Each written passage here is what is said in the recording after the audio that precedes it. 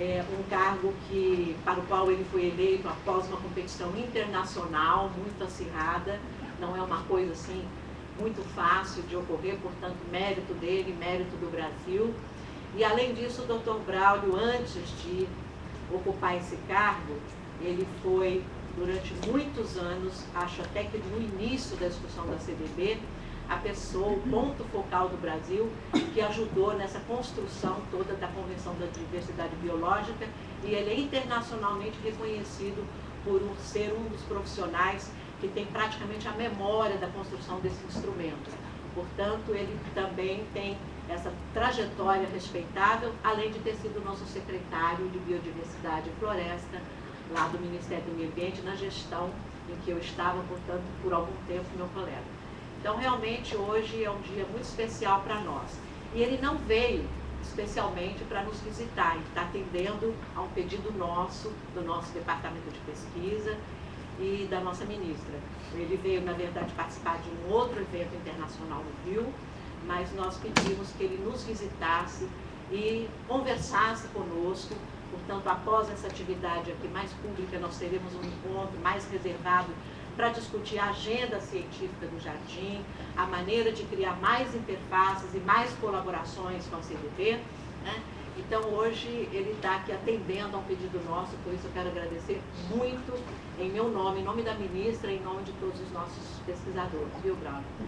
E a ideia de abrir esse primeiro momento para o corpo técnico e científico da instituição é porque o Braulio, ele é a pessoa mais legítima e mais habilitada para nos dar informações atualizadas sobre a CDB e sobre as expectativas que o mundo hoje tem em relação ao Brasil e a nossa inserção, né, na implementação dessa política hoje global e uma das mais importantes. Então, ele se prontificou, e eu quero agradecer de novo essa disposição de fazer para nós uma breve exposição sobre, nos atualizando sobre a CDB, para que todos nós possamos, então, ficar bem informados e podemos estabelecer uma conversa, um diálogo com ele a partir de informações mais atualizadas. Por isso, eu chamo aqui o Dr. Braulio, por favor. Braulio. Obrigado, Samira. Muita honra tê-lo aqui hoje, viu? Prazer é meu. Bom dia a todos. Eu acho que eu vou sentar aqui. Eu não programei nenhuma palestra formal, a ideia é ter uma conversa com vocês, tá? Então, fiquem à vontade para me interromper e fazer um bate-bola, né? É uma honra estar à frente lá da convenção, né? Eu assumi em fevereiro do ano passado, daqui a pouquinho já estou fazendo 1 ano e meio de convenção, o tempo passa rápido, né? E já estou preocupado de ver se realmente a minha participação lá vai ter algum impacto, alguma coisa, né? Então, eu quando assumi o cargo lá em Montreal, eu informei aos colegas que eu tinha 3 prioridades, né? Implementação, implementação e implementação. Então, eu acho que eles entenderam o recado. Basicamente, vocês sabem, a convenção nasceu aqui no Rio, né, em 92, e é uma das chamadas 3 convenções do Rio, que são convenções que estão na interface entre meio ambiente e desenvolvimento sustentável, né? Então, elas fazem essa interface, né? Então, elas são um pouco diferentes das convenções anteriores, as convenções ambientais anteriores, que eram, digamos, mais 100% ambientais, né? A CDB, vocês sabem, tem 3 objetivos: promover a conservação de toda a biodiversidade, espécies, variabilidade genética, ecossistemas, né? Mas tem também o objetivo de promover o uso sustentável da biodiversidade e repartição de benefícios. Então, ela abrange também aspectos econômicos e aspectos sociais, né? E eu acho que isso é fundamental, porque, na verdade, os problemas da perda da biodiversidade não nascem na área ambiental, né? Na área ambiental a gente corre atrás do prejuízo, né, para tentar corrigir diminuir um pouco o tamanho do problema, mas os problemas surgem nos outros setores que são ou usuários da biodiversidade, né, ou então impactadores da biodiversidade, né? Então, nós estamos falando do setor de agricultura, pecuária, exploração pesqueira, exploração madeireira, energia, né? Todos esses setores aí contribuem à urbanização, né? Tudo isso contribui para a perda da biodiversidade. E o fato é que a gente está perdendo muita biodiversidade e a maioria da população ainda não se dá conta, né? Eu acho que nesses últimos anos houve um grande avanço da conscientização no mundo inteiro e aqui no Brasil também, com relação à preocupação com questões ambientais, a questão do clima, mudanças climáticas. Acho que caiu a ficha, né? E as pessoas estão vendo mais concretamente os impactos de mudanças climáticas, né? Os impactos na área de mudanças climáticas são mais visíveis, né? Você vê um furacão Katrina. Eu fui recentemente a Nova York. Nova York teve o furacão Sandy, né? Eu ia fazer uma palestra lá para apresentar os resultados da convenção lá para a ONU, exatamente na semana que o Sandy foi lá, tive que cancelar meu voo. É impressionante a quantidade de destruição, isso na parte mais rica dos Estados Unidos, que é o país mais rico do mundo. Foram destruídos só na cidade de Nova York 250 mil automóveis. Perda total. No caso do furacão. Isso só na cidade de Nova York. E se contar Nova Jersey e todas as outras, né, cidades em volta, né, isso dá uma ideia da escala, né? Agora, em Nova York, eles estão pensando em construir um grande muro, né, para tentar segurar o mar aí quando houver outras furacões desse tipo. Só que Nova York fica no estuário do Rio Hudson, numa área muito aberta, muito difícil fazer isso, né? Na verdade, no passado, Nova York, todas aquelas ilhas eram protegidas por comunidades costeiras. Você tinha, por exemplo, bancos de ostras, né, e mexilhões, uma série de coisas protegendo a costa de Nova York. Eles acabaram com aquilo, né? Parte hoje da cidade está construída em áreas que foram conquistadas ao mar, né? Aliás, o rio aqui também não é muito diferente, não é? Então, imagine, é um desafio imenso agora o mundo se adaptar a isso. A perda da biodiversidade é mais difícil de você perceber, né? E ela é mais contínua, né? E provavelmente a gente só vai se dar conta a hora que for muito tarde, né? Existe toda essa discussão internacional agora sobre o que se chama em inglês de tipping points, pontos de ruptura, né? Então tem uns trabalhos internacionais aí trabalhando com o conceito de planetary boundaries, né? Quer dizer, limites planetários, desde o ponto de vista ambiental, né? E está claro que em algumas áreas nós já estamos muito próximos, ou até já superamos alguns desses limites, né, da sustentabilidade. Em outras a gente nem sabe. Então, biodiversidade, o que se avalia é que se a gente usar taxa de perda de espécies, extinções de espécies, nós estamos numa situação muito acima do que poderia ser considerado taxas naturais de perda de espécies, né? Então, quando se compara o que se perdia de espécies antes do início da Revolução Industrial e o que se perde hoje, né, a estimativa é que as taxas estão 100 a 1000 vezes acima desse referencial. Agora, isso significa que nós já passamos dos limites, nós já estamos entrando em situações insustentáveis? Também a gente não sabe. A base científica ainda não é suficiente para nos dar respostas mais claras, né? Claro que em alguns casos a gente não precisa nem, ou não deveríamos esperar ter toda essa segurança científica, tanto que na Rio 92 foi aprovado entre os princípios do Rio o princípio da precaução, né? Quer dizer, se houver suspeita de que nós poderemos vir a ter impactos irreversíveis, mesmo que a base científica não for ainda sólida o suficiente, essa falta de base científica sólida não deveria ser uma razão para deixar de tomar medidas, né, de prevenção, né? Mas, infelizmente, humanidade está acostumada a tomar decisões sempre só pensando no curto prazo, né? Então é um desafio conseguir enfrentar essa agenda.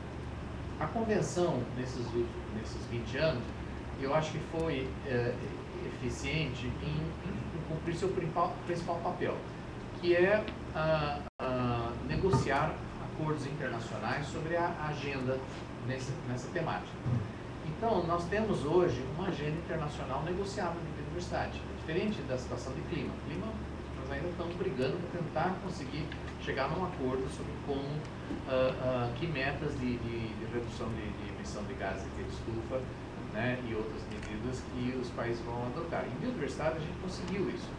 Então, nós adotamos em Nagoya, em 2010, o Plano Estratégico de Biodiversidade para a década 2011 e 2020. O interessante é que esse plano, e isso inclui as 20 metas globais de biodiversidade, são chamadas metas de Aichi, né?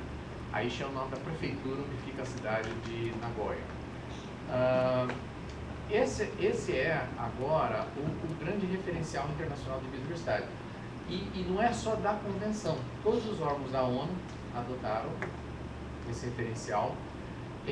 As outras convenções ligadas à biodiversidade têm adotado decisões reconhecendo esse plano estratégico da CDB e as metas de Aichi como um referencial comum para todas as convenções que trabalham com biodiversidade.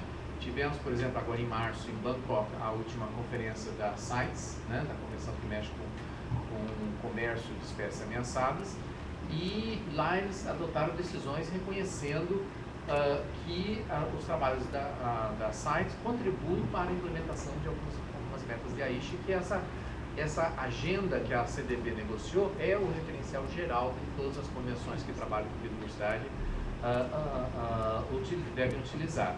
E a gente tem recebido iguais manifestações da Convenção de Espécies Migratórias, da Convenção de Ramsar, de áreas úmidas, né?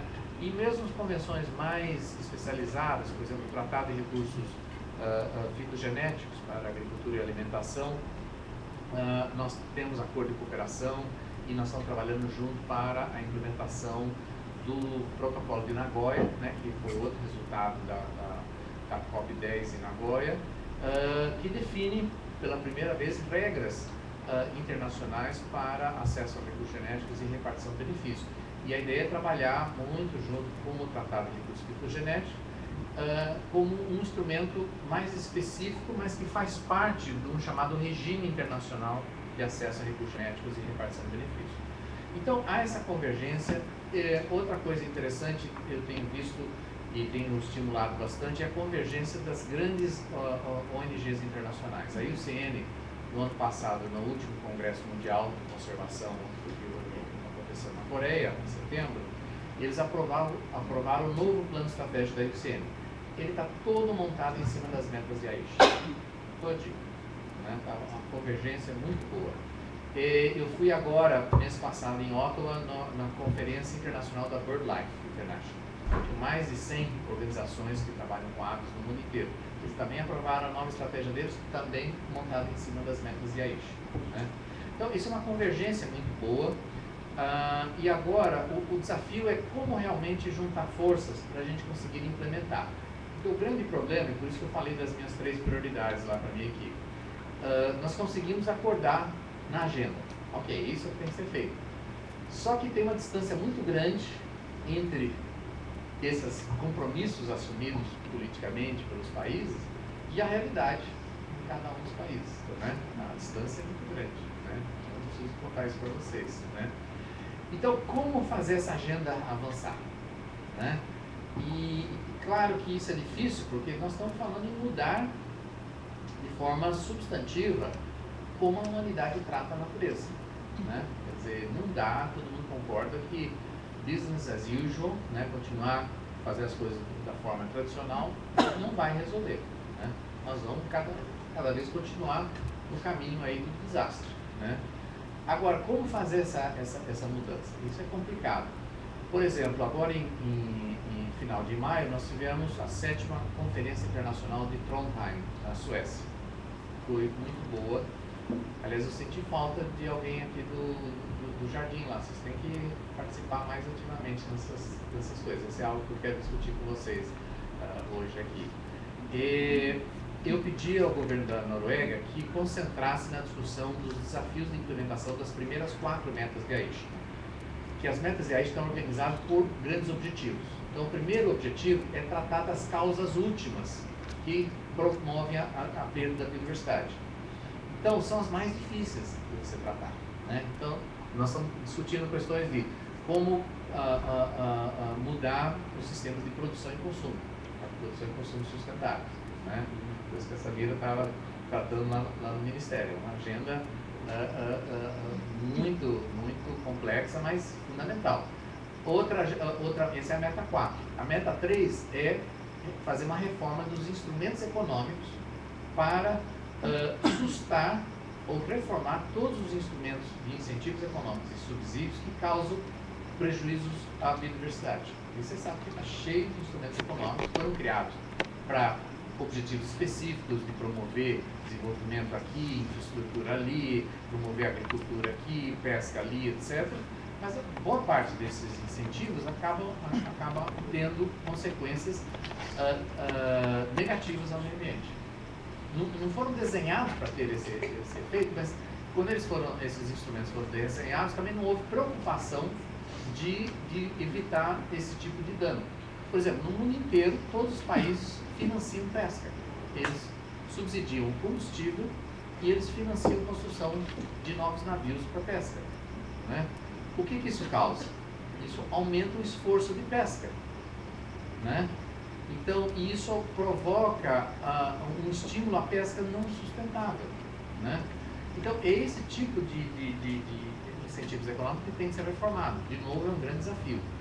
A meta 2 é inserir biodiversidade nas políticas e planos nacionais de desenvolvimento, de combate à pobreza e nas contas nacionais. Inserir os valores da biodiversidade nas contas nacionais. A meta 1 é simplesmente fazer com que todos os cidadãos do mundo entendam os valores da biodiversidade e saibam o que cada um tem que fazer para não contribuir para a perda da biodiversidade, né? Então, a conferência foi muito interessante, todas as palestras estão disponíveis online, eu gostaria de estimular vocês a consultarem essas palestras, tá? Tem coisas muito interessantes que foram discutidas lá.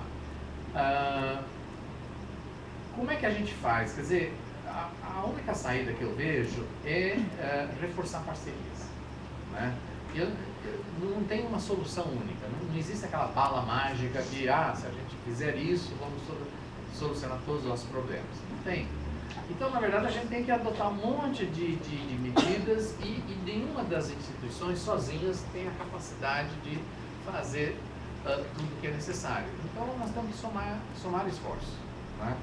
Então, esse é o desafio. Por exemplo, eu fiz uma parceria com a Divisão de Estatística da ONU para a gente estimular os países a incorporar os valores da biodiversidade nas contas nacionais. Nós estamos trabalhando isso para ajudar a implementar a meta 2. Então, a ONU lançou agora no início do ano o novo manual de metodologias de contabilidade ambiental e econômica, né? E a gente contratou uma consultoria, um especialista que era um pesquisador da Agência Ambiental Europeia, e ele está preparando para nós um manual mais user-friendly, mais fácil de entender para os leigos, né? Porque o manual da ONU, claro, é escrito para estatísticos, né? Então, para tentar estimular os países, né? E a Sandra Paulson, que era do IPEA e agora está na SAI, participou dessa reunião última que a gente teve em Nova York, lá na Divisão de Estatísticas, e ela está muito interessada em avançar isso. Só que ela ainda não está vendo um compromisso formal aqui do governo. O IBGE também está interessado em avançar nisso, mas está faltando uma... Então, eu fiquei de escrever uma carta para o ministro da SAI, né, para tentar reforçar isso. Falar, olha, seria muito oportuno, né, o Brasil avançar nessa agenda, né? Enfim, eu acho que o desafio nosso agora é ver como é que a gente consegue mobilizar as capacidades existentes, porque eu acho que o que eu tenho dito é que nós temos que superar a fase dos projetos pilotos. A A gente teve já 20 anos ou 30 anos, sei lá, de projetos pilotos no mundo inteiro. No Brasil, então, nós tivemos milhares de projetos pilotos. Isso foi ótimo, né? Gerou muita experiência, etc. Mas nós não vamos resolver os problemas do mundo com projetos pilotos. Como é que a gente pode aprender as lições e ganhar escala? Para ganhar escala, você tem que trabalhar com políticas públicas, você tem que engajar os setores, né? Não adianta só nós na área ambiental ficarmos falando aí ao vento, né? A gente tem que ter capacidade de sentar com os outros atores, né? Por exemplo, o embate que teve aqui no Brasil no Código Florestal, né? Foi evidente a falta de diálogo ali entre os setores de agricultura e ambiental aqui no Brasil, né? E nós temos que superar isso. É óbvio para qualquer especialista que o setor agrícola tem tudo a ganhar com ações de conservação. Porque a agricultura é feita em cima da biodiversidade, né? Nada que se produz na agricultura é possível sem recursos genéticos. Nada. E você não vai resolver nenhum problema do setor agrícola de combate a pragas, doenças, adaptação à mudança climática sem recursos genéticos. E a agricultura precisa de fertilidade do solo, que são os micro-organismos e outros organismos do solo, né? A agricultura precisa de água, precisa dos polinizadores, precisa... Isso tudo é o que a gente chama de serviços ecossistêmicos, né? Serviços ambientais, né? Então, é evidente que a agricultura depende disso. Mas do jeito que está posto aqui no Brasil, e o Brasil não é único, esse revertério aí que nós estamos experimentando no Brasil, essa reação dos setores desenvolvimentistas contra a agenda ambiental, está presente em vários outros países aqui da América Latina. É a mesma situação, tá? Então não se sintam únicos, não, que não, só que está acontecendo isso. Não. Agora, como é que a gente supera isso? Então, houve aqui o ano passado a Rio+20, né? E apesar de manifestações de descrédito de toda parte, especialmente da sociedade civil, que ficou frustrada com a falta de ambição dos governos em relação aos resultados alcançados aqui no Rio+20, que esperava-se coisas mais concretas, mas na verdade os resultados da Rio+20 conseguiu impulsionar um processo na ONU que está discutindo a sério o que é desenvolvimento sustentável, como é que a gente cria uma agenda de desenvolvimento sustentável, né? Então, tem vários processos em curso. Um deles foi criado um grupo de trabalho aberto para discutir objetivos de desenvolvimento sustentável. A ideia é tentar substituir os objetivos de desenvolvimento do milênio para cobrir mais amplamente os 3 pilares do desenvolvimento: o ambiental, o social e o econômico. Você sabe que os objetivos de desenvolvimento do milênio olharam mais a questão social, saúde principalmente, pobreza, fome, essas coisas.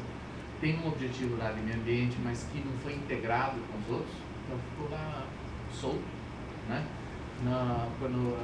Todo o trabalho feito aí de avançar na solução dos problemas sociais, a questão ambiental não foi utilizada, não apareceu, né? Então, eu acho que existem lições aprendidas que a gente tem que agora tentar aproveitar ao definir os objetivos do desenvolvimento milênio e fazê-lo de forma mais integrada, né?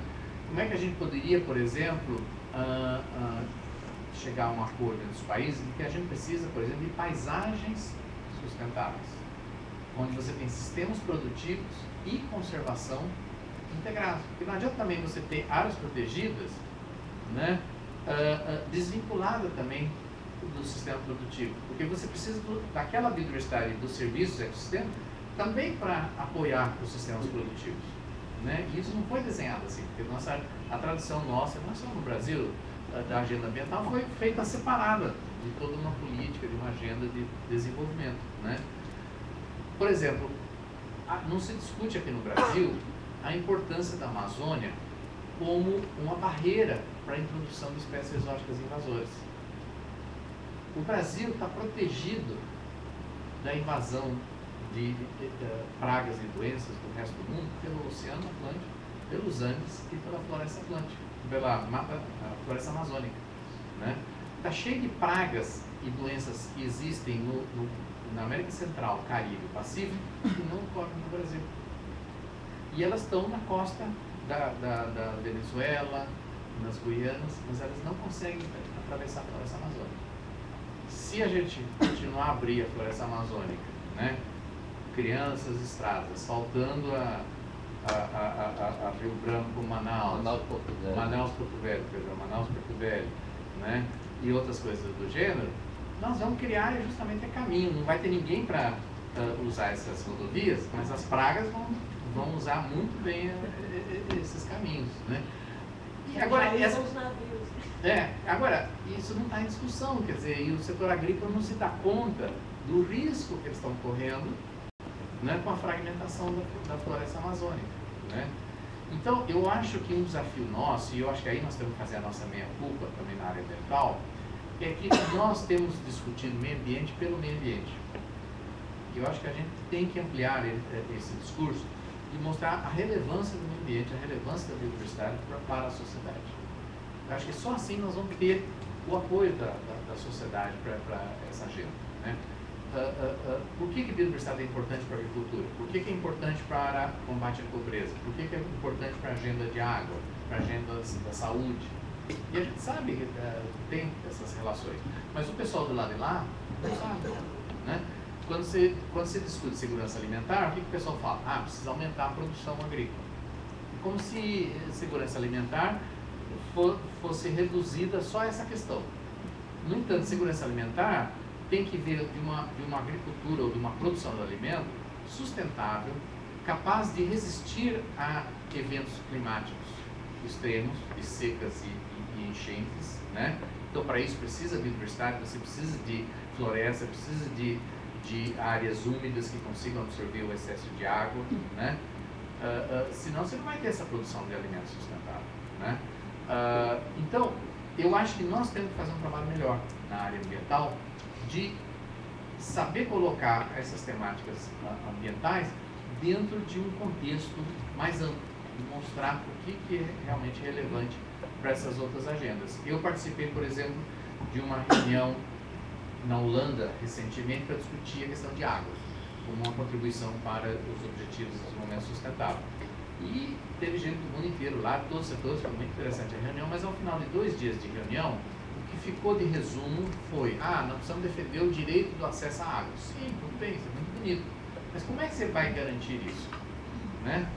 E água faz parte do ciclo da água, quer dizer, o papel dos ecossistemas é chave nisso, só que as pessoas não mencionam isso, né?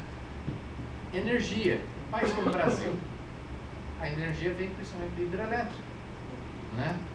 Se você continua destruindo a vegetação rio acima das hidrelétricas, você reduz o tempo de vida dessas hidrelétricas. Já está acontecendo isso no Brasil, né?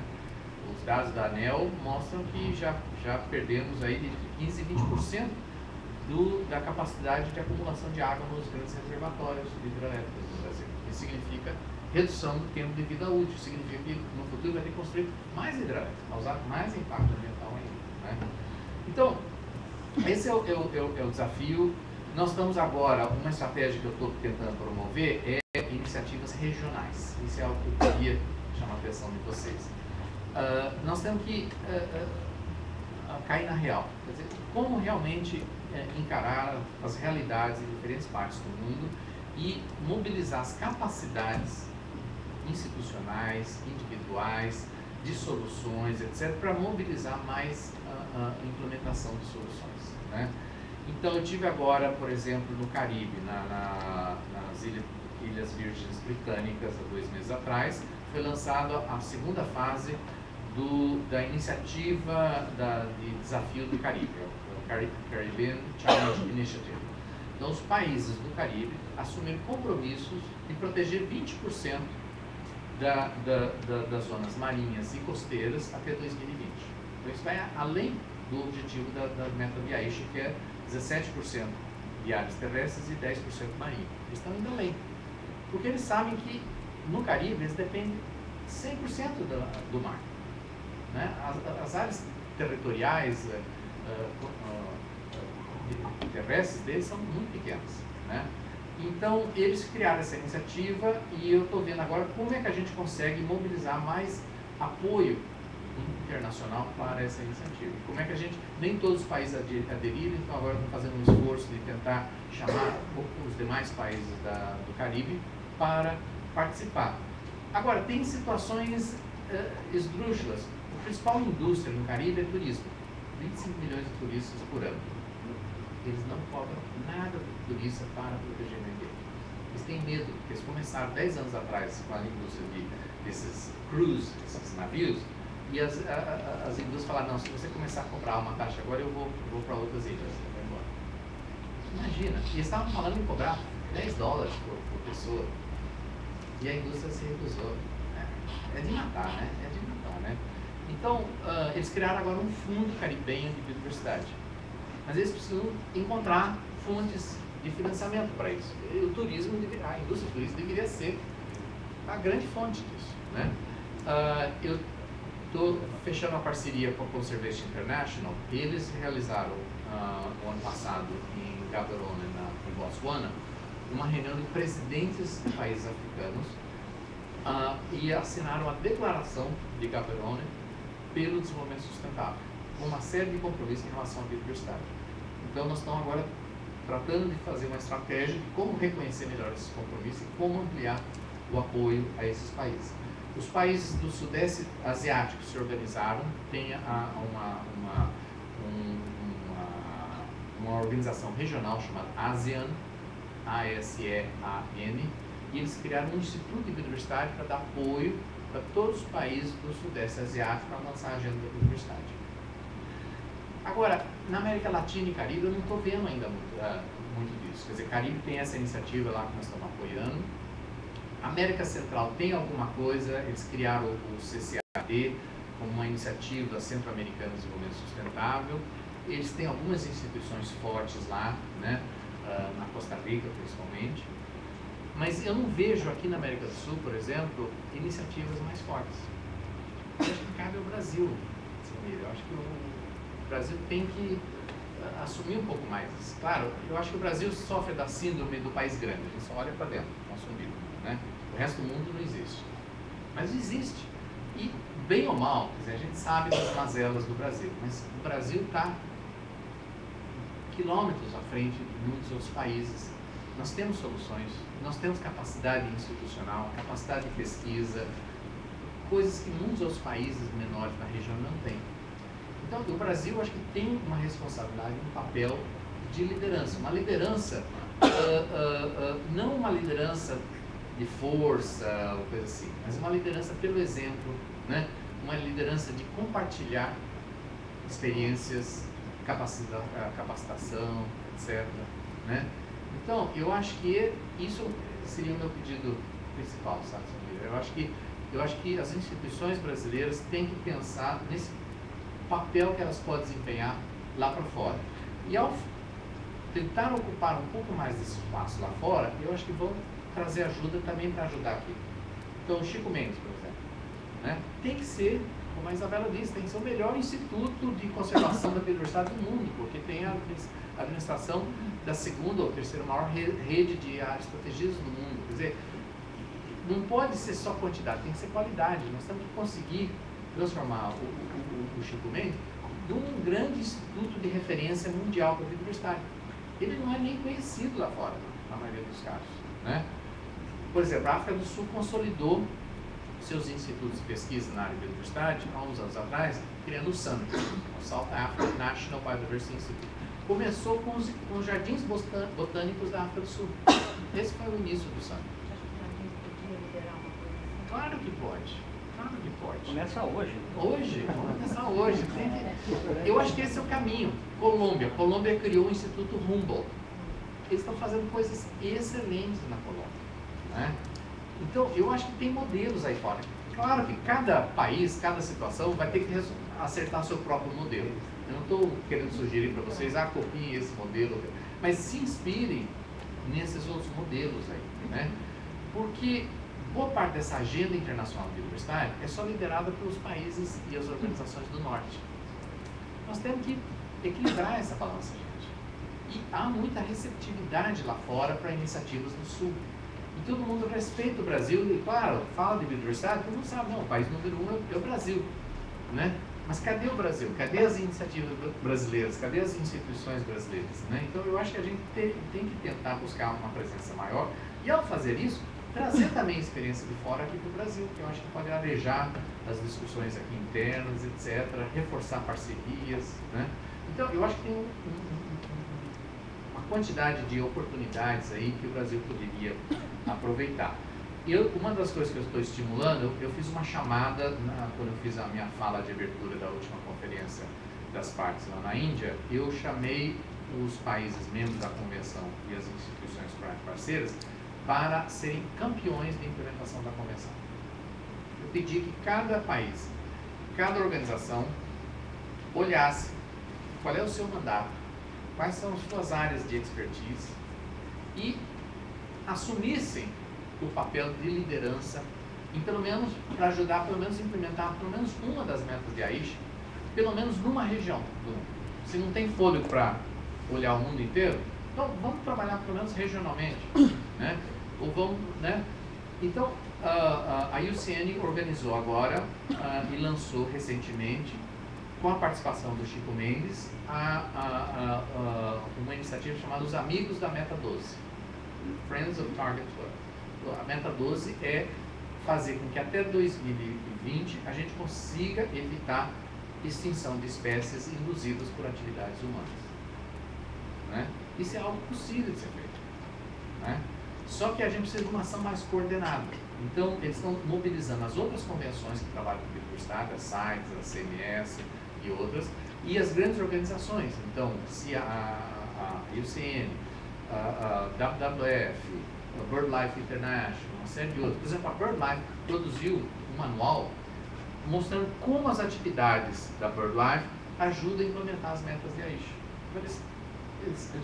Eles olharam essa agenda maior e como é que a agenda específica deles pode ser mais efetiva. Houve um debate interessante que eu participei lá no encerramento dessa conferência em Ottawa, porque, claro, muita gente da nossa comunidade conservacionista tem um certo desconforto com esse chamamento para se engajar na agenda de desenvolvimento sustentável. Eles acham que isso pode significar uma perda de atenção para a conservação da biodiversidade, que dilui a atenção da questão da conservação. Há esse risco, de fato. Mas, ao mesmo tempo, se nós que temos a expertise nas questões de conservação não entrarmos nessa discussão de desenvolvimento sustentável, levando o nosso conhecimento e a nossa agenda, não vão ser os nossos amigos aqui do agronegócio brasileiro, por exemplo, que vão fazer isso, tá certo? Então, esse é o desafio, né? Então, claro, agora, é lógico que engajar nessa agenda de desenvolvimento sustentável não quer dizer abandonar a nossa agenda principal de conservação. Esse é o que nos dá força. Esse conhecimento, essas ações de conservação são a nossa força. Mas nós temos que saber participar desse diálogo maior, né? Então, o Jardim Botânico do Rio, vocês estão numa posição muito privilegiada. O Jardim é um local privilegiado no Rio de Janeiro. E o Rio de Janeiro é um local privilegiado do mundo nessa agenda de desenvolvimento sustentável, né? Eu tive ontem visitando os colegas que estão estabelecendo o Centro Rio Mais, né? Que foi lançado logo após a Rio Mais 20, como uma instituição que vai ajudar a discutir tecnicamente, cientificamente, ideias para promover o desenvolvimento sustentável. Biodiversidade não está na agenda deles, né? Eu falei, não, vamos enfiar a biodiversidade aí nessa agenda, tá? E vocês estão aqui do lado, vocês tinham que estar interagindo com eles. O Jardim Botânico aqui pode ser um centro de referência para isso, né? O Chico Mendes lá em Brasília tem que ser um centro de referência, né? Então, esse é o apelo que eu lanço para vocês. É uma agenda aberta. Isso não é uma agenda já com as favas contadas, já com os atores todos identificados. É uma agenda aberta, em construção. Cabe qualquer ideia, tá? E esse é um desafio para vocês. O Brasil ainda tem medo e resistência de participar nessa agenda internacional, né? Muita gente no governo acha que participação em reunião internacional é luxo, é turismo. Ainda tem essa mentalidade, né? a gente tem que acabar com isso, tem que mostrar, não, isso aqui é a realidade. Por exemplo, até do ponto de vista de interesses de segurança nacional e econômicos do Brasil, né? Se o Brasil quer ser um grande exportador e continuar sendo um grande exportador para o mundo, ele tem que ter acesso ao mercado, né? Se permanece uma percepção lá fora de que essa produção brasileira é a custo do meio ambiente, é feita a custo do meio ambiente, essas portas vão se fechar, né? E várias lideranças mais esclarecidas aqui no Brasil, do setor privado, já enxergam isso, né? Então, mas eles precisam da ajuda de vocês para avançar nessa agenda, né? Então, eu não queria avançar muito mais nesse meu monólogo aqui. Eu queria, na verdade, abrir para vocês me colocarem algumas perguntas e ver como é que a gente pode explorar um pouco essa agenda. Eu não mencionei muitos detalhes, o protocolo de Nagoya. Eu estou dando toda a força para o protocolo de Nagoya entrar em vigor no final do ano próximo. Nós já estamos com 18 ratificações, precisamos de 50. Já estamos monitorando, temos muitos países que já estão em fase final de ratificação. Outros países estão em processo de discussão interna, como aqui no Brasil, mas são processos complexos, né? Eu participei em fevereiro passado aqui, a convite da Isabela, fui para uma reunião na Fiesp para falar sobre o protocolo de Nagoya com as lideranças do agronegócio, né? Mostrar para eles que se eles estão preocupados de garantir o acesso a recursos genéticos de países africanos e asiáticos no futuro para melhorar a produtividade e a adaptação da agricultura brasileira para condições climáticas, novas pragas e doenças, eles têm que, o Brasil tem que aderir ao protocolo de Nagoya. Você não pensa que vai conseguir mandar expedições de coleta de recurso genético na Etiópia ou na Malásia no futuro sem seguir essas regras do protocolo de Nagoya. Não vai conseguir. E se o Brasil não participar, vai ser visto com desconfiança, né? O que o Brasil está querendo, né? Quais são os interesses? Por que o Brasil não aderiu? Então eu falei isso lá para a Fiesp, falei, é de interesse de vocês, eles estão preocupados com custos de transação, que vai aumentar o custo para a agricultura brasileira. Isso é balela. O protocolo não define esses custos, isso é negociado caso a caso, tá? E a repartição de benefícios não tem que ser necessariamente monetária. Um país como o Brasil pode oferecer, na troca com outros países, recursos genéticos, fazer uma troca de recursos genéticos, ou trocar por capacitação, ciência, tecnologia. O Brasil tem muito a oferecer, né? Então não é só monetário isso, né? Então são coisas que precisam avançar, e eu espero que a gente consiga então fazer a primeira reunião do protocolo de Nagoya na próxima COP. Vai ser na Coreia. Eu propus ao governo da Coreia e eles aceitaram que o slogan da reunião vai ser Biodiversidade para o Desenvolvimento Sustentável, para ajudar a trazer mais próximo ainda a questão da biodiversidade, a relevância da biodiversidade para a agenda de desenvolvimento sustentável. E aí abre-se então várias oportunidades para a gente explorar nessa agenda. Obrigada, Paulo. Eu queria, antes de passar a palavra para a plateia, fazer algumas perguntas para você, principalmente de esclarecimento, né, caso deseje. Queria agradecer aqui a presença do Roberto Vicentim, presidente do Chico Mendes, que está aqui. Roberto, levanta um pouco de conhecer. Obrigado, Tarcília. Depois que o Braulio falou que nós não somos conhecidos, aqui pelo menos, né? Pelo menos do Jardim, né? E a do Dr. Lídio Coradim, representando aqui o secretário Roberto Cavalcante, e ele lá é responsável pela área de recursos genéticos lá do Ministério do Meio Ambiente, também um quadro que está há muitos anos no Ministério, muito experiente. Obrigada, viu, Lídio, por você ter vindo. Temos aqui também o nosso diretor, né, o Rogério Gribe, de pesquisa, o Gustavo Martinelli, outros pesquisadores aqui, que eu não sei nomear todos ainda, mas com o tempo saberei. Mas, de qualquer forma, esse momento agora, esses 10 minutos, antes da gente tomar um café juntos, seria então para vocês fazerem alguma pergunta de esclarecimento, né? Porque, na verdade, esse debate, ele jogou todas essas cenouras aqui para nós, né? E nós vamos ter que debater também entre nós primeiro o que é que dá para a gente fazer ou não.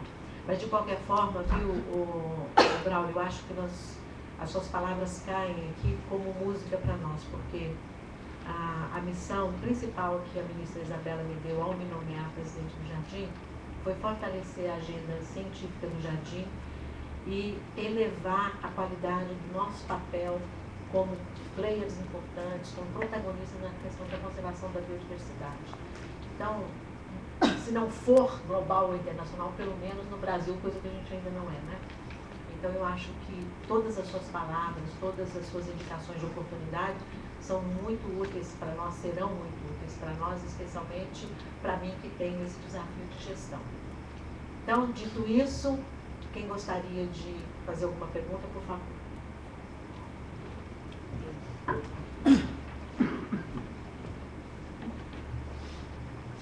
Obrigado. Meu nome é Gilberto Amado, sou pesquisador aqui de botânica, trabalho com a área marinha. Desculpa, eu falei do mar, mas vamos lá, faz a pergunta de mar. Legal. Assim, o jardim, quer dizer, eu sou pesquisador aqui já há bastante tempo e tenho uma atuação interinstitucional, multidisciplinar, trabalhando com planejamento sistemático para conservação.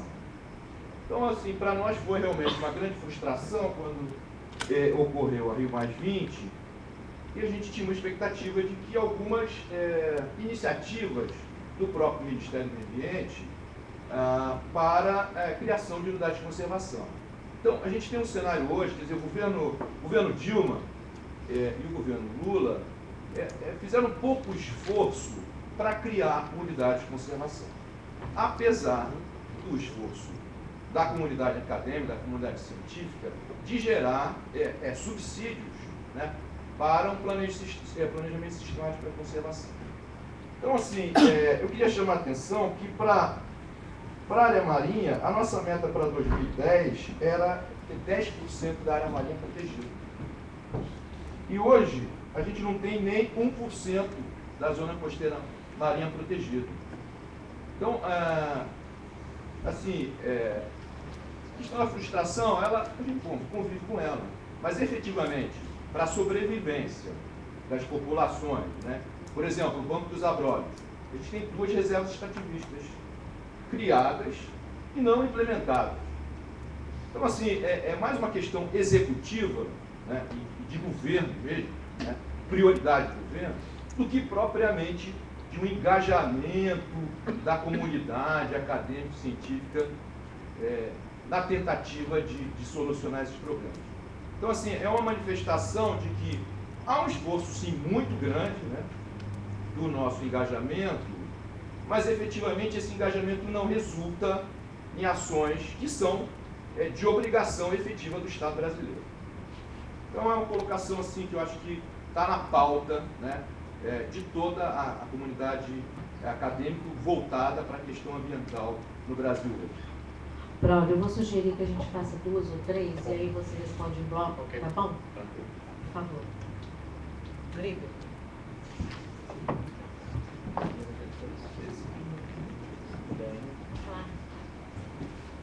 A minha colocação sobre o possível engajamento da instituição, nós podemos discutir posteriormente. Mas me preocupa um pouco realmente que desde que eu me conheço por gente, o Brasil tem uma estratégia desenvolvimentista, conforme a gente estava conversando anteriormente, e que se aprofundou muito no governo atual, já era também no governo Lula e era no governo anterior. Eu acho que está faltando, em termos de estratégia de governo, reconhecer que não há dúvida que é preciso desenvolvimento econômico no país, mas que quando se tem uma estratégia desenvolvimentista baseada em obras de infraestrutura, de larga escala, hidrelétricas, estradas, portos, as medidas compensatórias, elas têm que ser igualmente intensas, né? Porque esse modelo ele requer uma política agressiva de conservação da biodiversidade. Se fosse um outro modelo de desenvolvimento,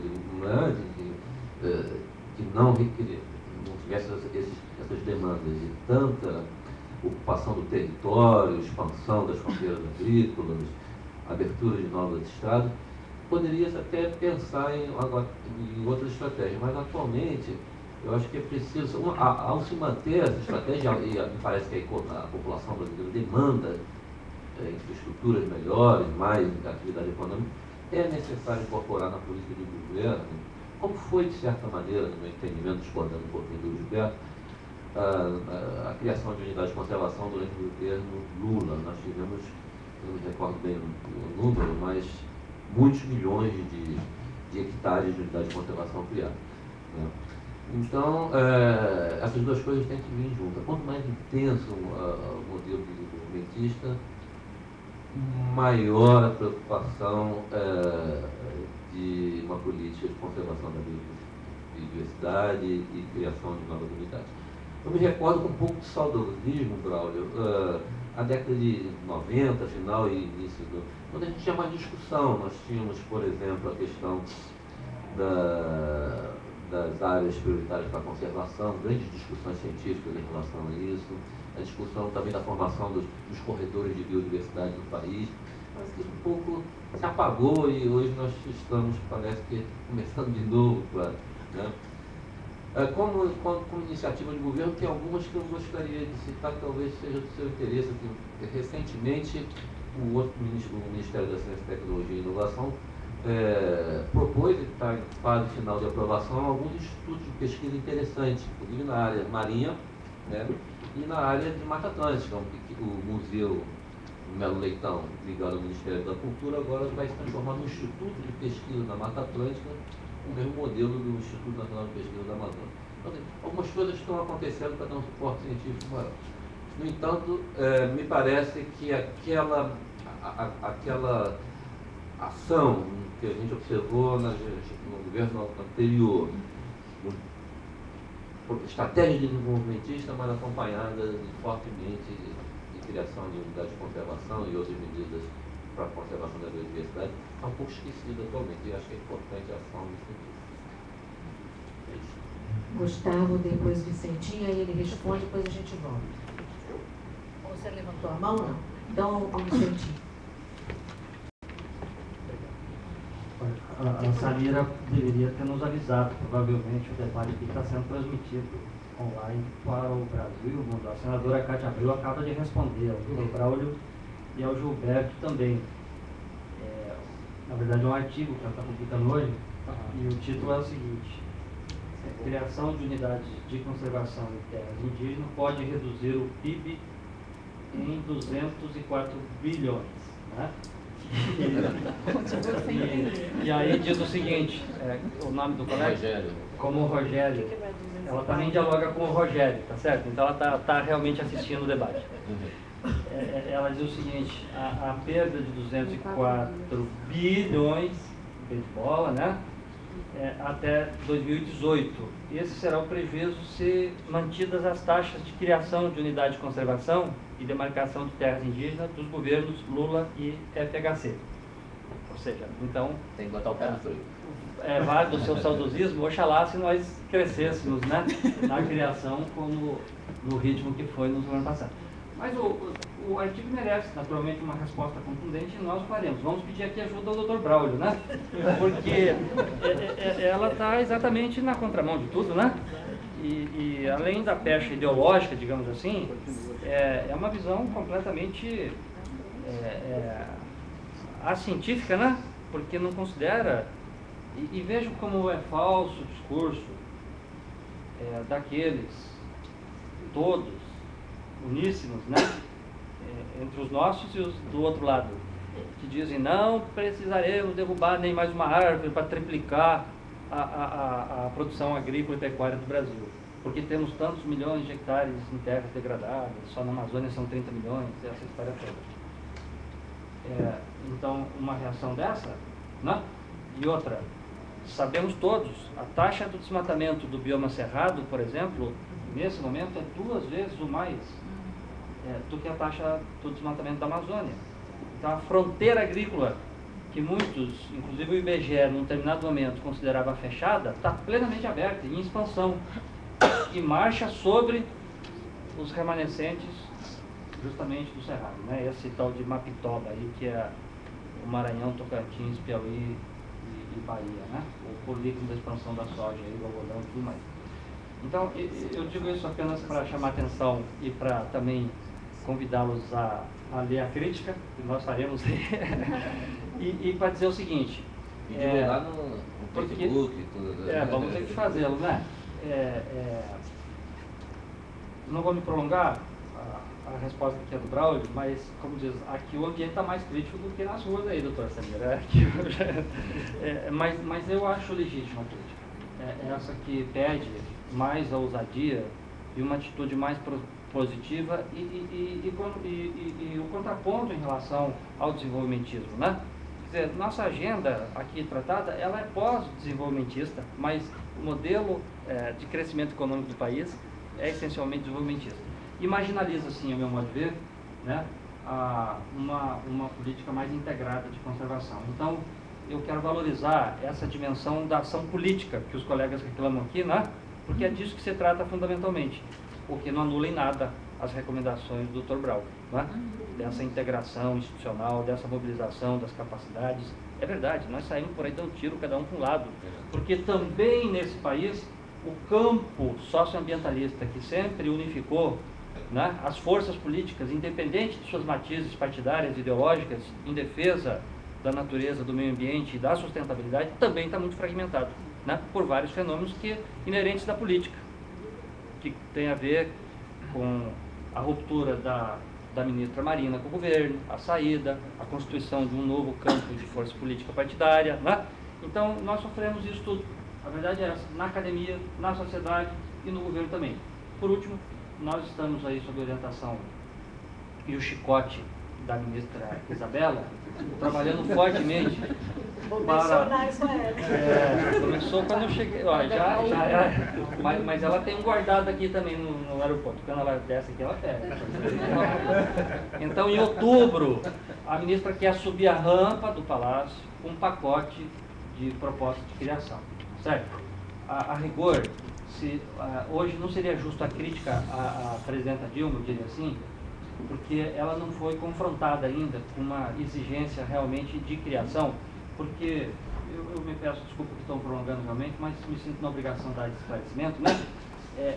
Nós não podemos criar também simplesmente como vínhamos criando antes, trazendo para dentro das unidades passivos, fundiários. Tem uma certa razão a senadora Cátia Abreu aqui. Os números que ela está apresentando são falsos, embora oriundos do ICMBio, ela cita a fonte. Não é que sejam falsos, eles são inconsistentes, são levantamentos muito genéricos. Ela fala que nós temos um passivo de 20 milhões de hectares do nosso patrimônio, dos 75 milhões de unidades de conservação, que isso equivaleria, se a conjugação estiver certa, do verbo, algo como 20 bilhões de reais para as indenizações desapropriatórias das áreas privadas que estão... Então, não dá para criar. Tudo isso que o Braulio deixou como legado lá no Ministério, que é uma visão mais ampla, sistêmica, que hoje o Cavalcante está dando continuidade, né? De uma nova visão, de uma nova abordagem para a criação da área de conservação. Bom, de qualquer maneira, nós vamos retomar a pauta da criação. Em outubro, aguardem, as joias da coroa, como pede o Gaetani, serão entregues à presidenta Dilma. A criação de unidades de proteção integral, parques... E marinhas. É muito significativo isso. E também de reservas extrativistas, que continuam tendo um papel importante, né, para as populações e para a conservação. Ok, obrigado. Obrigado, gente, pelas perguntas. Então, nós temos que ter uma visão de médio e longo prazo para olhar o Brasil. O Brasil é um país muito complexo, né? E, de fato, há uma série de conflitos de interesse dentro do país e que se repete em outros países. Isso é legítimo, né? Isso é natural. Agora, frequentemente não se dá espaço para examinar pontos de encontro entre esses diferentes interesses. Isso que a gente tem que trabalhar melhor, né? Por exemplo, o Brasil foi o país que mais avançou na década passada em criação de unidades de conservação no mundo inteiro, né? Então isso tem que ser reconhecido, né? Agora, não adianta só criar, como o Roberto falou, nós temos que implementar essas áreas, né? Tem que ter recursos para indenizar, tem que fazer planos de manejo, tem que demarcar, tem que capacitar gente, contratar gente, é todo um esforço, né? Depois, conservação não deve ser só ação de Estado. Esse é um papel que também o setor privado tem que contribuir, né? Quando a gente está se preparando para a COP10 no Japão, várias empresas brasileiras assinaram um compromisso com a biodiversidade, um movimento empresarial pela conservação e uso sustentável da biodiversidade, o MEB, né? Então tem várias empresas que assinaram, são 8 compromissos que várias empresas brasileiras assumiram, muito interessante. Quando estavam redigindo o rascunho desse documento, eles começavam dizendo, apesar das empresas não terem nenhuma responsabilidade com a conservação, nós vamos ajudar o governo. Eu falei, negativo, leia a Constituição Brasileira, artigo 225, lá está dito com todas as letras que a responsabilidade para a conservação do meio ambiente é de todos. Todas as instâncias do governo e toda a sociedade, incluindo todo o setor privado. A responsabilidade é coletiva. Tá? Então, não vem dizer, não, nós estamos fazendo um favor. Não, vocês estão cumprindo sua obrigação. Né? Porque isso interessa a todos. Né? A zona marinha precisa ter um esforço maior de conservação, não só aqui no Brasil, no mundo inteiro. Poucos países avançaram significativamente nessa agenda de conservação marinha. Né? A atenção no passado foi mais nas áreas terrestres. A zona costeira brasileira não está ruim, não. Cerca de 40% da zona costeira está hoje em unidades de conservação. Uma boa parte em APAs. Né? E aí é toda a questão dos desafios de implementação dessas APAs. Né? Que eu acredito, eu sempre acreditei nesse modelo, que é um modelo possível, né, de ser efetivo, mas que em muitos casos não tem apresentado essa efetividade. Né? Mas é um potencial que pode ser implementado. Mas cerca de 40%. O Ministério do Meio Ambiente publicou, uns 2 anos atrás, um relatório sobre a situação da biodiversidade marinha e costeira no Brasil e tem esses dados e é bastante significativo. Mas a parte marinha, o Gilberto tem toda a razão, é cerca de 1,5% apenas da zona marinha brasileira que está protegida. E aí nós temos que ampliar bastante. A gente fez um grande esforço, a ministra Isabela pediu para a gente desenvolver um plano estratégico para o SNUC, né, o Sistema Nacional de Unidades de Conservação. Ela achou que nós estávamos criando unidades sem uma estratégia abrangente, olhando, né, o quadro geral, e que não podia ser só olhada a questão das necessidades de expansão de área, mas também de implementação e resolver conflitos, né, que existem em várias áreas, né, e de fato implementar o potencial dessas áreas protegidas. Né. E nós preparamos esse plano, né, e é preciso avançar essa discussão. A última informação que eu tive é que ela iria colocar em debate público, em consulta pública, essa proposta. Né? Então, acho que isso seria interessante. Né? E eu acho que aí o Brasil precisa. O Brasil tem um desafio que é o seguinte: a maior parte do nosso esforço de áreas protegidas está na Amazônia. E isso é muito bom, que isso ajuda a conservar de forma mais significativa a Amazônia. Mas e o resto do Brasil? Né? O resto do Brasil tem um déficit muito grande em termos de esforços de conservação. Né? Então, como ampliar? Isso é um grande desafio. Né? E eu acho que a gente tem que ser bastante criativo. A Convenção aprovou a meta 11, que é de áreas protegidas, e lá a meta 11 é bastante complexa, porque ela prevê não só a necessidade de expandir os sistemas de área protegida, mas implementar efetivamente essas unidades. Precisa ter representatividade por ecossistemas, precisa dar atenção para as áreas de maior importância para a biodiversidade, né?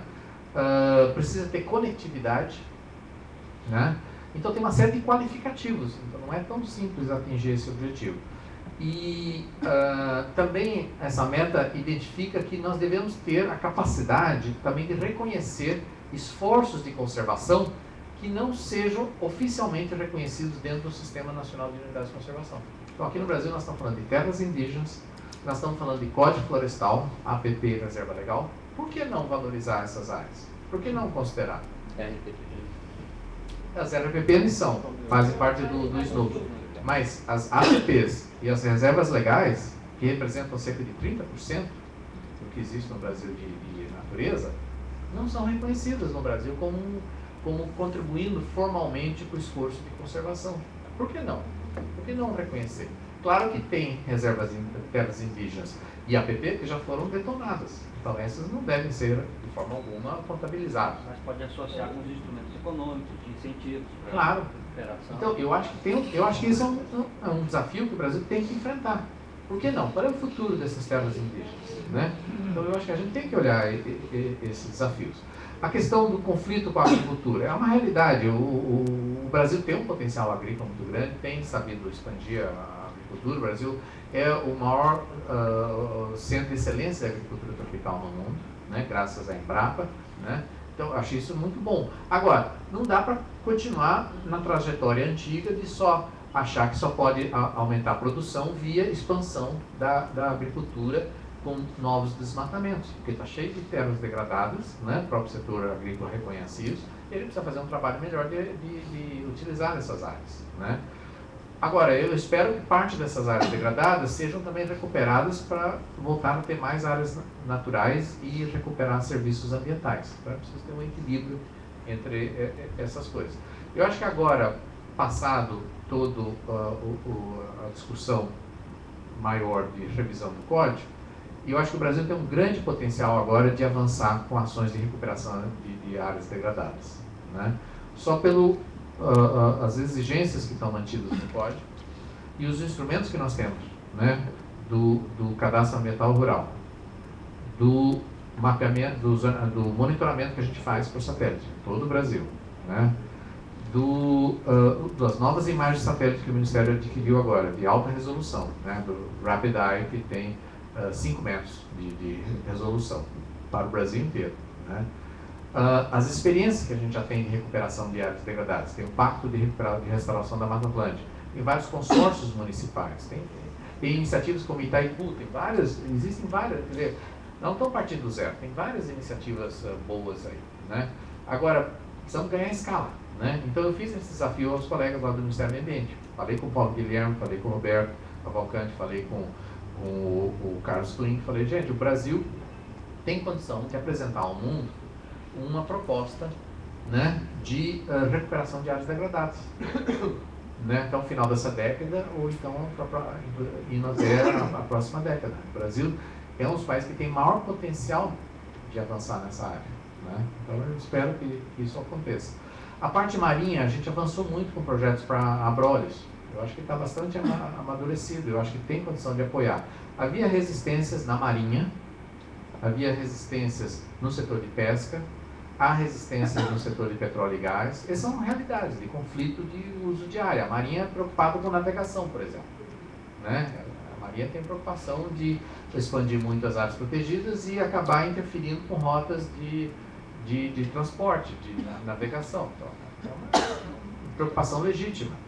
A questão do potencial de exploração de petróleo e gás no Brasil é um potencial real, né? O pré-sal principalmente, né?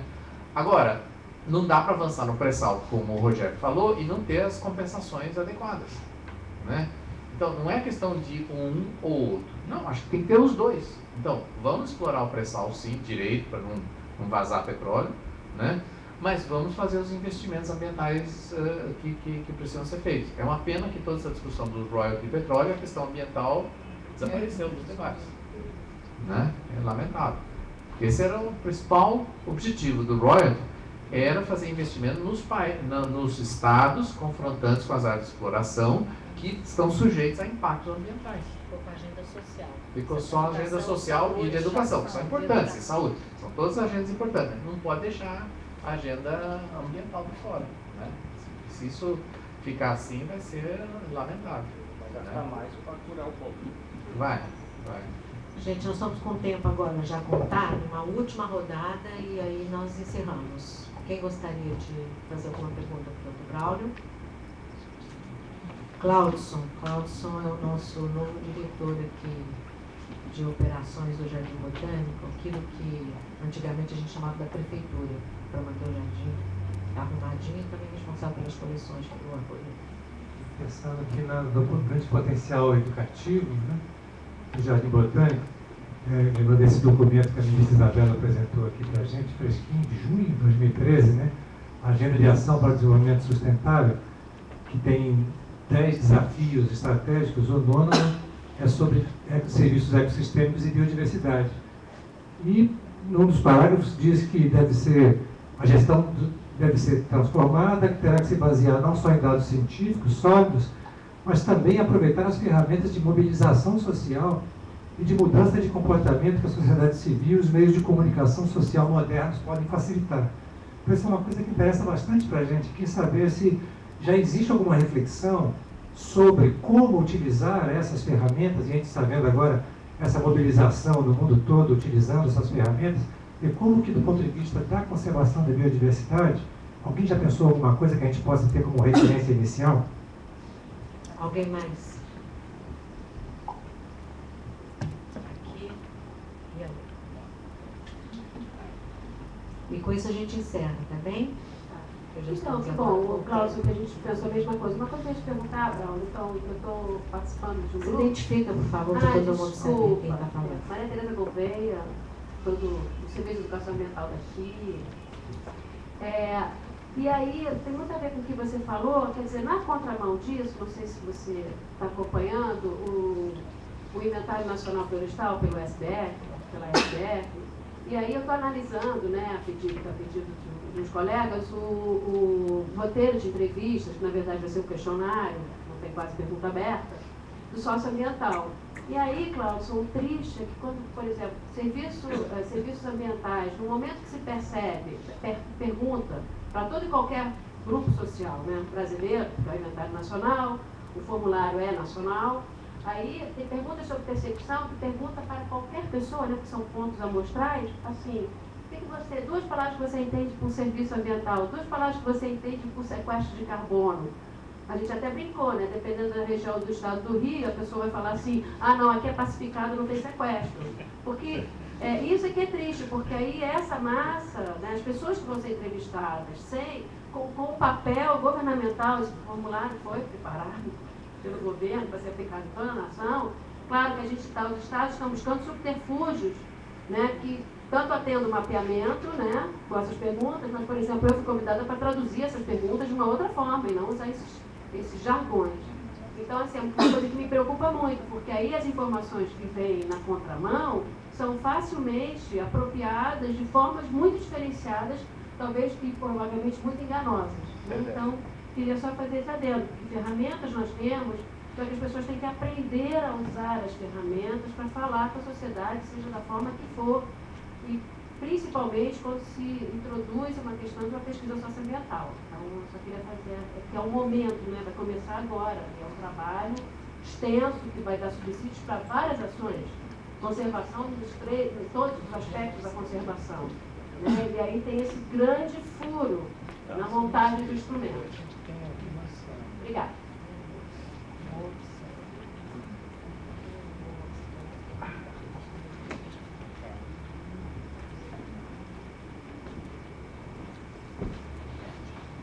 Meu nome é Ana Rocha, eu sou tecnologista e responsável pelo Laboratório da Paisagem. Você falou em paisagens sustentáveis e isso me leva a pensar também na Convenção Europeia da Paisagem. Não sei se você sabe algo sobre essa convenção. Que eu acho que talvez uma forma de ganhar escala, de mudar o pensamento seria pensar na paisagem como um todo, e não só na paisagem como essas áreas de conservação, áreas cênicas, mas as paisagens cotidianas das cidades, as paisagens degradadas, e que eu acho que a Convenção Europeia faz muito bem isso. Então, talvez uma forma seria nós tentarmos adaptar esses princípios da Convenção no Brasil, trazendo isso para discussão aqui, promovendo seminários.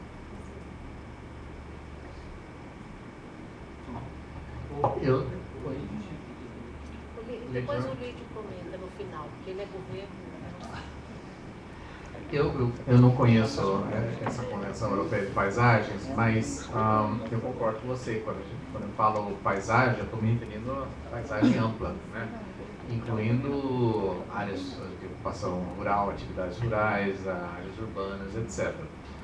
A Convenção, há vários anos atrás, nós chegamos à conclusão de que só trabalhar com os governos nacionais não era suficiente. Porque a maior parte das decisões sobre o uso da biodiversidade são decisões feitas localmente. Então, nós começamos aqui no Brasil, em Curitiba, em 2007, uma iniciativa de cidades e biodiversidade. Tá? Então foi uma parceria com a Prefeitura de Curitiba, Estado do Paraná e o Ministério do Ambiente e o Secretariado da Convenção. Fizemos uma proposta e isso foi aprovado depois na conferência seguinte, a COP9, em Bonn, na Alemanha. E essa é uma iniciativa que está crescendo. A gente fez uma parceria forte com o ICLEI, que é uma rede internacional de cidades e desenvolvimento sustentável. Eles têm uma sede na África do Sul para as questões de desenvolvimento sustentável, muito interessante. E na última conferência das partes a gente lançou o primeiro relatório global de cidades e biodiversidade. Então essa é uma agenda que a gente está tentando focar para chamar a atenção de que biodiversidade não é só as grandes áreas protegidas, não. A biodiversidade tem que ser também fazer parte do nosso dia a dia, né? E na verdade, como a maior parte da humanidade vive hoje em cidades, eu acho que há um grande risco dessa separação entre a humanidade e a natureza, né, vir a ser um problema cada vez maior no futuro. Então eu acho que o papel de educação ambiental, de desenvolver iniciativas urbanas com relação para tratar de questões ambientais e biodiversidade, eu acho que é essencial. Nós desenvolvemos, por exemplo, com a liderança de Singapura, existe um índice de biodiversidade para cidades. Então, isso está sendo usado de forma voluntária por várias cidades do mundo para fazer autoavaliação, para ver onde que elas estão trabalhando bem e onde que elas estão com deficiências que deveriam ser supridas. O Ministério do Ambiente traduziu esse relatório global, mas não disponibilizou ainda. Tá? É a Secretaria que cuida de águas e meio ambiente urbano. Tá? Então isso aí seria interessante a gente tentar, viu o vídeo, cobrar lá deles, a tradução está pronta. Né? Vamos publicar isso. Eu acho que tem um espaço enorme. A gente fez uma reunião recente em Montreal, com a Prefeitura de Montreal, sobre esses temas. E um dos temas interessantes foi a riqueza de experiências em várias cidades do mundo de usar o verde como estratégia para combater violência nas cidades. Então, mostrando que em bairros com muita violência, onde você criou áreas verdes, você criou oportunidades de socialização, oportunidades de exercício físico, né? E as taxas de criminalidade caíram. Né? Então, isso é um dos benefícios. Além de melhorar o ar que a gente respira, e um monte de coisa, melhorar do ponto de vista psicológico, inclusive, a gente sabe que o contato com o verde é importante. Né? Então, tem vários aspectos que vale a pena trabalhar nessa questão da cidade. Eu acho que o Jardim Botânico do Rio aqui poderia ser um dos centros internacionais de disseminação dessa temática de cidades e de biodiversidade, por exemplo. Né?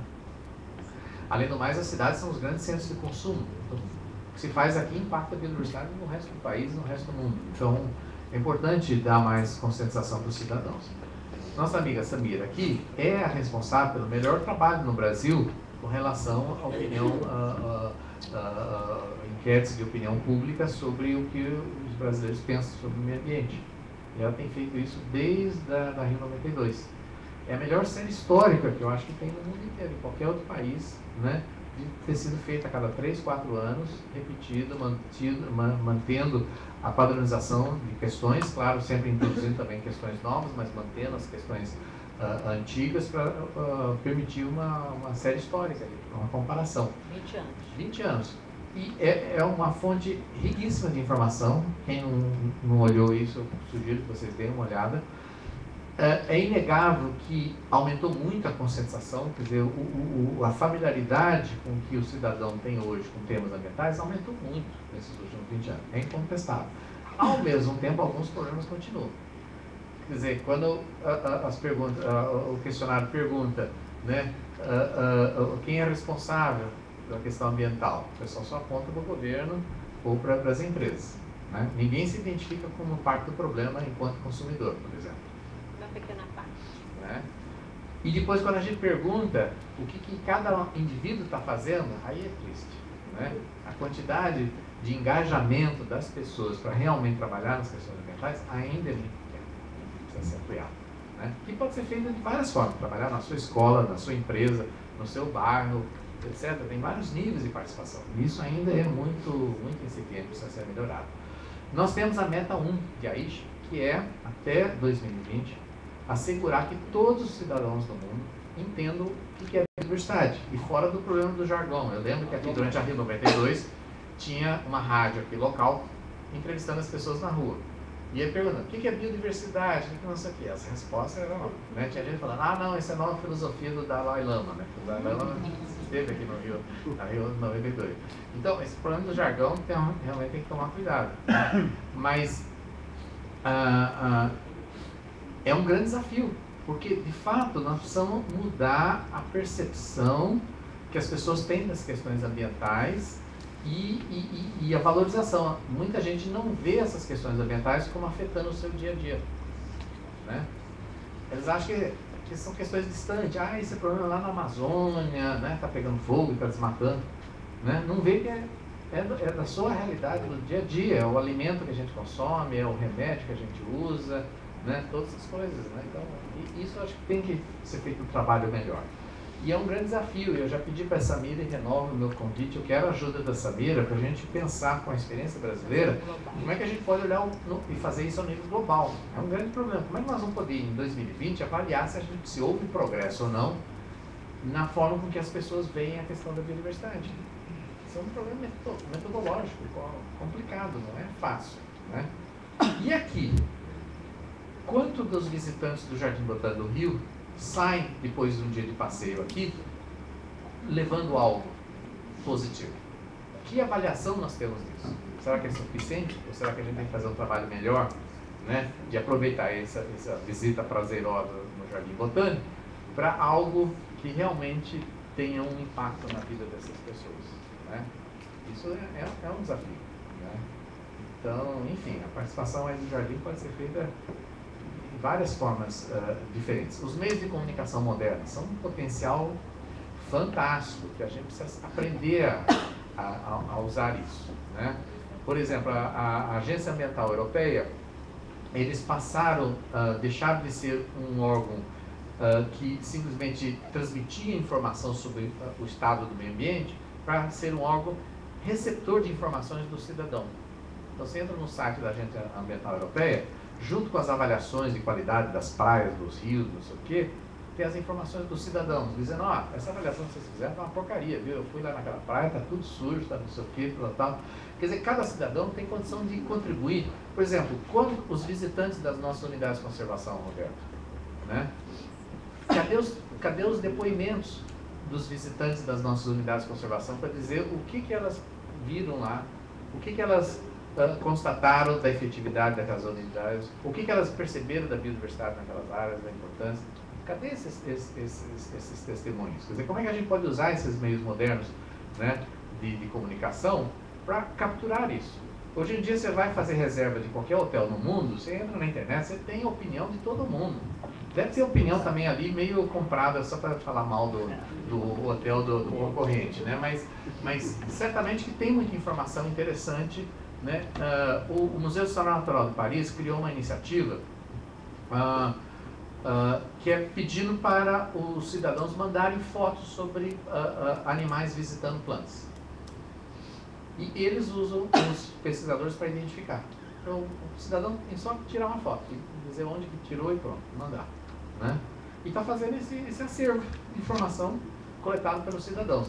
Essa questão de citizens science, né, quer dizer, a ciência feita pelos cidadãos, é muito popular na Europa e na América do Norte, mas ainda pouco popular nos países do Sul.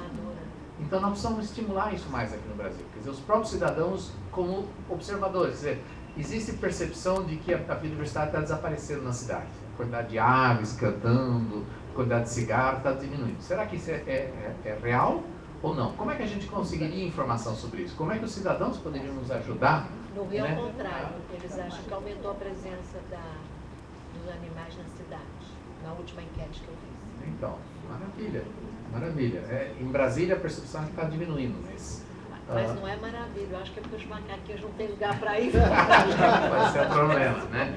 Então, eu acho que tem um potencial enorme desses instrumentos de comunicação social, os telefones celulares que hoje todo mundo tem. Como é que a gente pode usar isso para transmitir informação? Quer dizer, a informação que a gente prepara hoje não pode mais estar só em publicações, não pode estar só na internet, tem que estar acessível no celular. Então a gente tem que estar preocupado com a questão, porque cada instrumento, cada plataforma dessa tem exigências especiais de formatação da informação. Como é que a gente pode estar atento a isso e fazer melhor uso dessas possibilidades? Eu acho que a gente ainda está engatinhando ainda nessas possibilidades. Então, para finalizar, e agora é isso mesmo, né, a gente dá a palavra ao Lídio, porque o Lídio está lá, herdou a missão lá do Braulio na Secretaria de Biodiversidade e Floresta e também tem que defender o governo, né, Lídio? Eu não quero tomar muito tempo para vocês, porque o pé está aí na mesa. Não, mas apenas chama a atenção de que nós acabamos de aprovar as metas de Aichi. Tá? E aí, isso aconteceu no último dia 26, 27 de... Ele me deu o papel que eu molhei. 26 eu dei uma cópia dessa mesa, essa cópia já foi embora. Eu deixei meu controle também. Para o Brasil, né? Para o Brasil. Quer dizer, nós estamos nos referindo às metas de Aichi para o Brasil, são as metas nacionais de biodiversidade. Então, nós também temos agora nossas metas nacionais. E aí, apenas lembrando, o colega está referindo à parte marinha, quer dizer, foi aprovado que a meta 11, que nós vamos até 2020 ter 10% das áreas marinhas conservadas em questão de conservação. Esse é o maior desafio. De tudo, eu acho que isso aí é o grande desafio. Nós fomos além, quer dizer, são 30% da Amazônia e 17% dos outros biomas. Pensando em termos da situação da Caatinga, pensando na situação do Cerrado, pensando na situação do Pampa, isso é, novamente, mais um desafio. Quer dizer, a gente logrou, Braulio, chegar lá. A maioria das metas, elas ficaram acima das metas globais. Uma ou outra meta ficou igual, a meta 10, a meta 20. Uma ou outra ficou, vamos dizer assim, um pouco aquém. Claro que é importante deixar claro para vocês que, apesar de isso aí chamar de metas, elas, a maioria delas não tem números. São coisas que eu podia dizer até um pouco aspiracionais. Mas aí tem compromisso, não há dúvida que é um compromisso muito forte. E Samira, pode ter certeza que muita coisa que está aí vai depender do Jardim Botânico também. Quero contribuir. Apesar de que o Jardim Botânico fala Jardim Botânico do Rio de Janeiro, quer dizer, eu sempre considero que é o Jardim Botânico do Brasil. Quer dizer, eu acho que cada vez mais o Jardim Botânico tem que ampliar esses tentáculos e cada pesquisador tem que se dar conta que a meta é esse Jardim Botânico colocar os tentáculos no Brasil como um todo. Tem que ser o grande Jardim Botânico que represente não só o Ministério, mas represente realmente a base científica dos botânicos em âmbito nacional. O desafio é muito grande, quer dizer, o Braulio fala, quer dizer, nós temos que mudar a forma como a sociedade pensa a natureza, e nós somos sociedade. Só que nós temos uma capacidade ainda muito maior, porque nós temos um efeito multiplicador. Então nós temos que usar esse efeito multiplicador e fazer com que realmente a gente consiga, especialmente o Jardim Botânico, mudar a forma como nós pensamos na sociedade. Quer dizer, temos que mudar muito, porque enquanto nós pensamos positivo, tem muita gente pensando negativo. E aí o Vicentinho chamou muita atenção do que a senadora Garcia Brou está se referindo. E ela tem muitos adeptos, pode ter certeza disso aí. Nós convivemos dia a dia com esses adeptos. Mas Samira, eu diria para finalizar, ousem que eu não sei se o Ministério garante ou não, mas o Roberto falou para dizer que ele garante qualquer coisa que vocês ousarem. Então depende da imaginação de vocês. Um abraço, obrigado. Bom, Braulio, super agradeço, viu, que você tenha aqui conversado conosco com essa informalidade, ao mesmo tempo consistência nas informações. Acho que todo mundo sai daqui sabendo melhor o que o secretariado está fazendo, o que você, brasileiro, está esperando do Brasil. E vamos ao trabalho, né? Mas antes do trabalho tem um cafezinho ali para a gente confraternizar 2 minutos, e o toalete e tal. Depois nós vamos retirar para aquela sala ali para fazer aí o nosso dever de casa, tá bom? Obrigada.